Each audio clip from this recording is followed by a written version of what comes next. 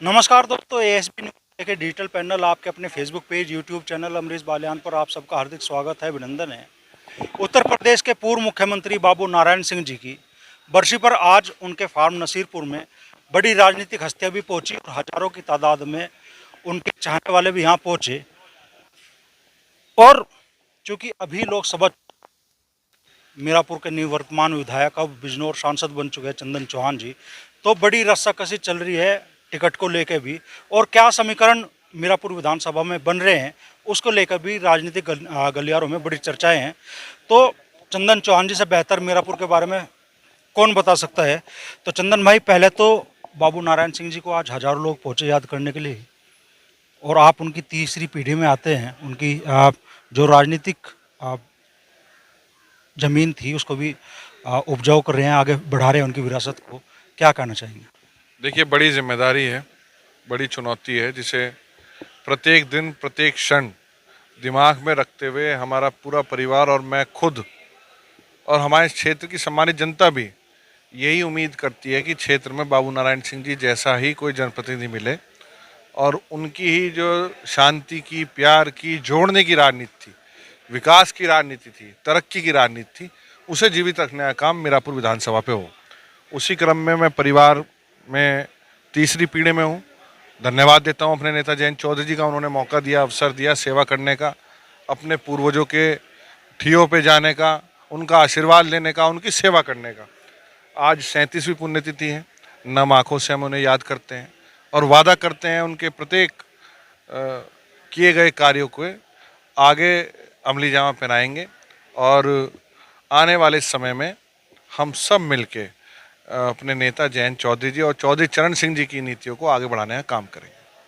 अच्छा, आपने चुनाव में जीत हासिल की, मीरापुर विधानसभा सीट रिक्त होगी अब, और अब बड़ी रस्साकसी चल रही है टिकट को लेकर।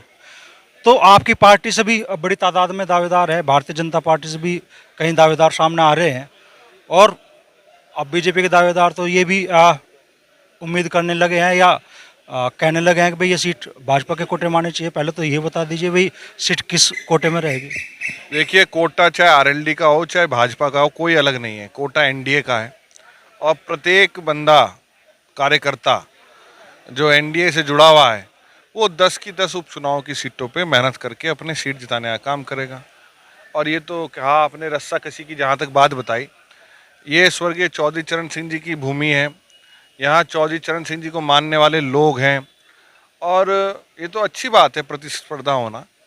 और पर एक मत है सब लोग, जिसे आदरणीय जयंत चौधरी जी आशीर्वाद दे देंगे, वो चुनाव जीत के विधानसभा में पहुंचने का काम होगा। ये मीरापुर की जनता ने मन बना चुकी। 2022 में जब आप चुनाव लड़े तो 1,06,000 वोट मिली आपको, और आप भारी अंतर से चुनाव जीते।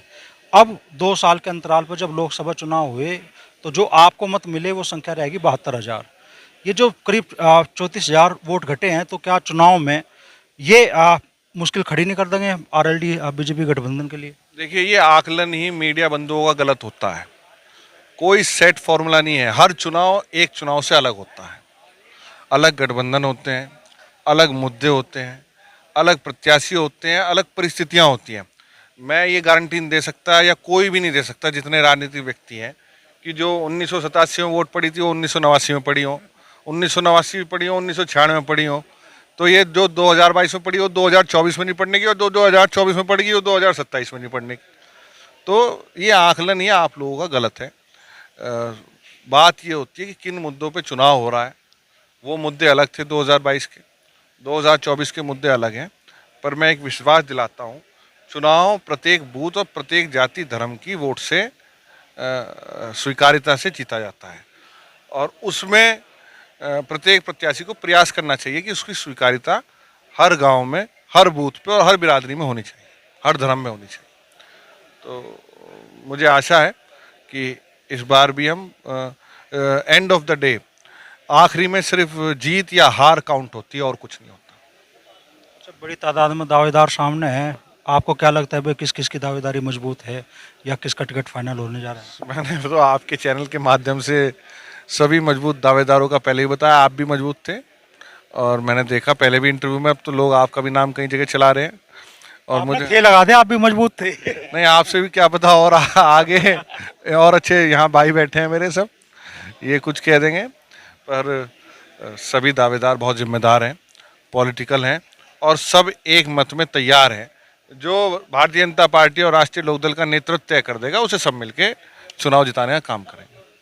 अच्छा, परसों पूर्व सांसद अमीर आलम खान साहब ने दावा कर दिया कि भाई जयंत चौधरी जी ने उनसे बात की और कहा कि भाई नवाजिश आलम खान को चुनाव मैदान में लड़ाओ। उनका कहना है कि भाई नवाजिश आलम खान राष्ट्रीय लोकदल ने प्रत्याशी के तौर पे फाइनल कर दिया है उनका नाम मीरापुर विधानसभा सीट से।